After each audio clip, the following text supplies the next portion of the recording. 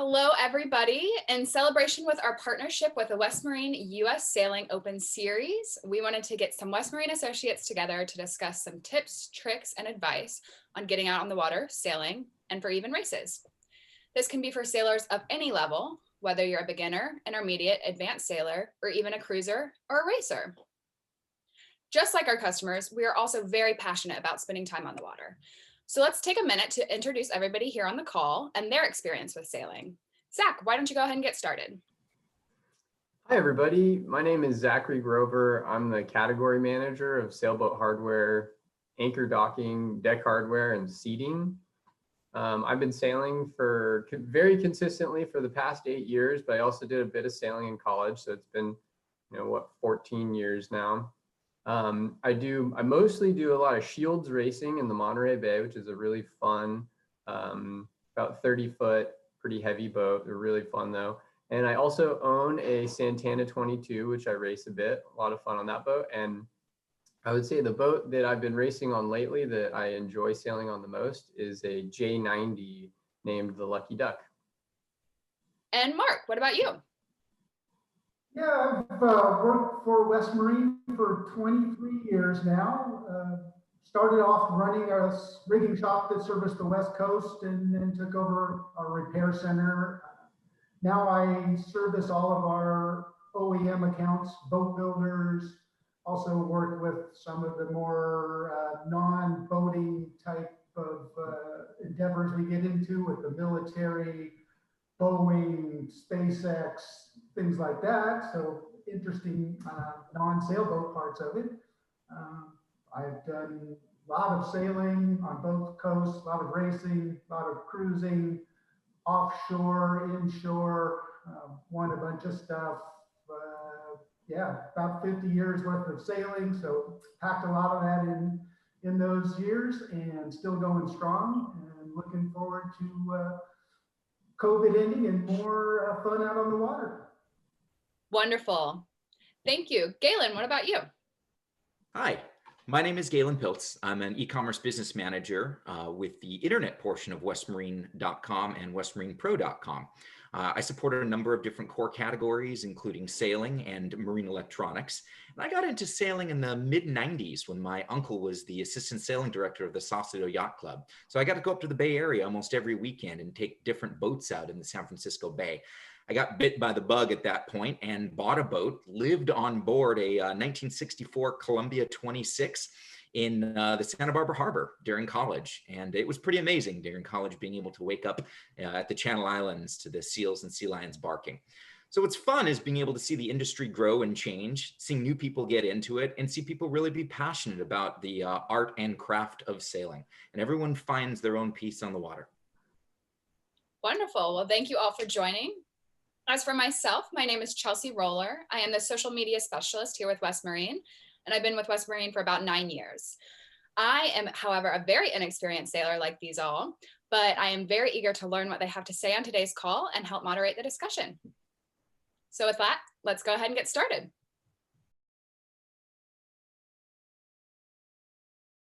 If you are a new sailor getting into the sport, where do you begin? I'll jump in on that one. I would say it sort of depends where you are. You may be somewhere where there isn't an infrastructure that's around. And if you can buy a small, inexpensive boat that somebody has sitting around, you can pretty well teach yourself as long as you don't go out in some extreme conditions. Remote control boats are another option you might try as far as getting into the sport for not a lot of dollars. If you are near somewhere where there's established clubs, they're a great resource. They usually have some teaching for children, and some of them have adult courses too that you can take advantage of. Also, just walking down the docks, a lot of times you can strike up conversations with people. Most boaters are pretty friendly and are willing to share their love of the sport. So if you can meet somebody and they look like they have a competent boat, a lot of times you can get a ride on that, and that can start your whole adventure into sailing. You know, Mark, that's funny. That's exactly how I did it. I started scrubbing boats, doing some dock maintenance, and before I knew it, I got invited out on a couple wet Wednesdays. I was also in an area where, fortunately, there was a lot of boating in Southern California. So I enrolled in the ASA certification courses, like the basic keel boat. And the cool thing about the American Sailing Association is that beyond just boat handling, they teach you to read nautical charts. They teach you about safety. They teach you kind of to pay attention to the weather and look at the weather forecasts. And it's a pretty well-rounded introductory course for a very reasonable price. So you can check that out at American Sailing Association or ASA on the internet. Yeah, I'd say every sailor that I know wants to get more people into the sport and is more than happy to take people out on their boats. And there seems to be this little barrier, but when it comes down to it, you know, people really want to help. I'll just add that you shouldn't be intimidated by yacht clubs, boat clubs.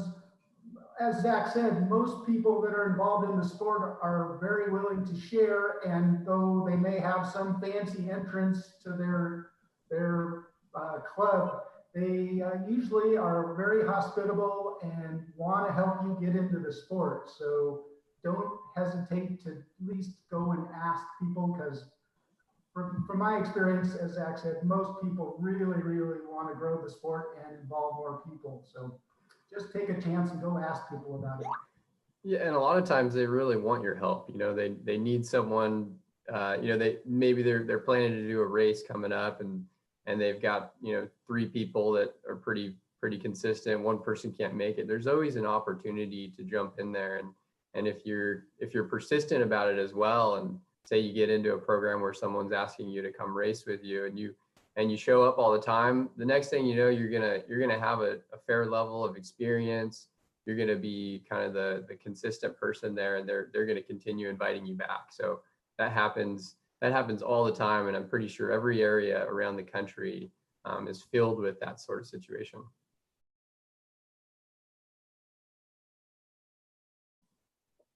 So if you've been sailing before, but you want to get into racing, where should you begin? I would say with racing, the majority of it is organized through yacht clubs. So it really would be a good idea to go down to the local yacht club and just meet some of the people that are in charge, and they will happily, you know, be able to help you out finding that an opportunity. Maybe it won't be tons of racing experience in the beginning, or you won't be able to, you know, drive the boat to start. You'll just kind of be more of a deckhand, but you can slowly get your way into racing that way.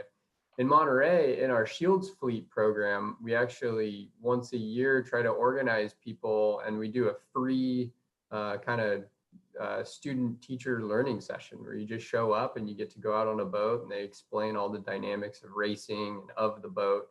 And I'm sure that other yacht clubs around the country have all sorts of programs like that. I would say if you do go to one of these clubs and there is a one design fleet, like Zach mentioned, the Shields that he's racing, those are really a good place to begin, because they have an infrastructure of boats and people that they tend to reference people who show up into the correct sort of group. So they won't throw you into something where you're going to be the least experienced person on a very hectic boat. You're going to sort of end up with a camaraderie of this group of people that like sailing this type of boat in this area. So if there is a group of boats, usually a one design, or a small group of boats that are close as far as their abilities racing, that's usually where I would point people towards. They tend to be the easiest to jump into, and there are more opportunities to move. If you aren't liking the situation you're in, move to another boat. So if there's a one design or a tight group that's racing that you can find locally, I would shoot for them. They'll be able to at least tell you the path forward and give you a lot of help that way.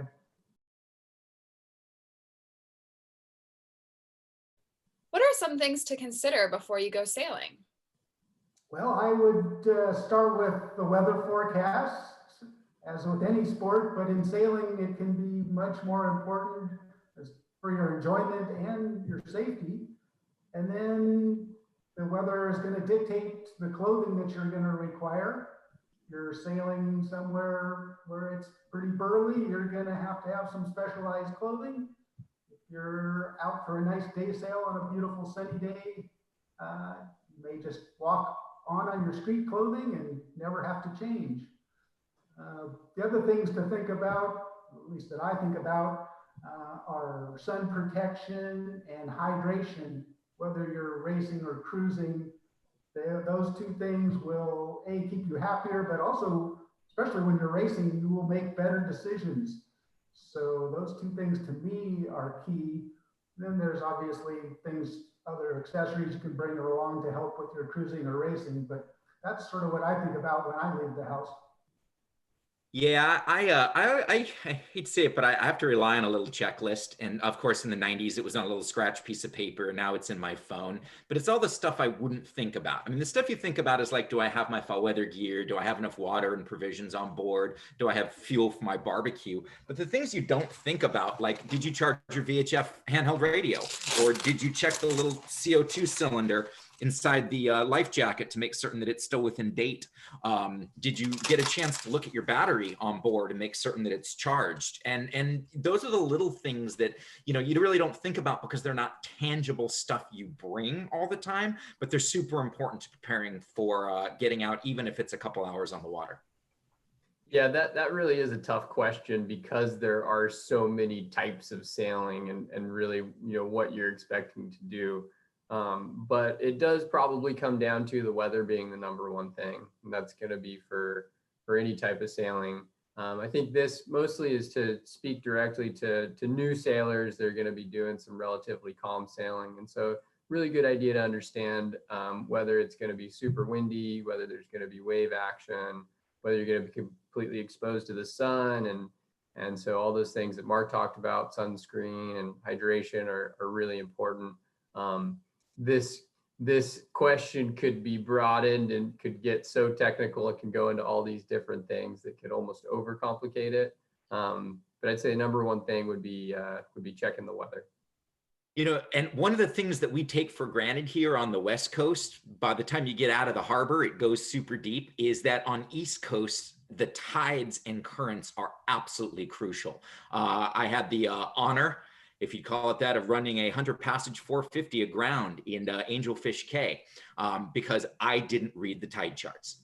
And there's a 4-foot difference in tides, and based on what you draw on your keel, that can either put you aground or give you a smooth passage. So I would say especially helpful are tide charts, whether you use them on a paper or digital, just checking your tides and making certain that if you are planning on making a passage, that your keel offset will allow you to make that passage within the amount of time that you have. So you guys really talk about how you're very passionate for being out on the water sailing. So what gave you guys the bug? What really got you inspired to go sailing all the time? And how do you feel when you're out on the sailboat? Wow, I love the fact that you're out in nature, A, and then B, almost as important, it's how quiet sailing is. I have motorboats and have spent a lot of time on motorboats, and they're great. But there's nothing like moving through the water, just using the wind and having no propulsion noise. There's something magic about that is very attractive just for sailing itself. And then as you get into the sport, there are so many variables, especially when you're racing, that it is a very complex game, that nature has some part to play in it, but you are somewhat like playing poker, I guess, where there is some map and there is some intuition and there is some variables just from nature. It's very intriguing to do that. And it's great just to make a passage too on a cruising boat. Totally enjoy that. The sport is so varied and you can do so many different things in it that it really has something for everybody at every skill level and every age. Yeah, I absolutely agree with Mark. on all of those points. It starts with you're just out in nature. You're out in the water, and in the Monterey Bay, there's tons of wildlife. So you can be sailing along in a light breeze, just enjoying it, feeling the wind on your face, the boat's moving, and some dolphins are jumping up next to you, and maybe a whale surfaces. It really is nature. Even if you're sailing in a place that's a metropolitan area, when you're out there on the water, you're out in the elements and feeling the boat and its reaction to the wind can be the most soothing, calm thing, but it can also be extremely exciting. So it almost it just has this massive spectrum of what it can be. And you can get to the point where you're sailing on a boat with 10, even up to 20 people, everyone working together in order to make the cause happen, and to be maximizing every little point that you can, and to see all of that happen and work together is just incredibly beautiful. And then to put that whole situation right there in this pristine environment, you put those two things together, and it's just something else. Really well put, Zach. There's a sense of humbleness that overwhelms you when you get to the point where you're 10, 15 miles out and you look in every direction and it's water. And you realize you are just a speck in the middle of the big blue in the gentle negotiation with the breeze. And by the time you make it back to shore and crack open a beverage of your choice, there's a sense of achievement and a sense of courage.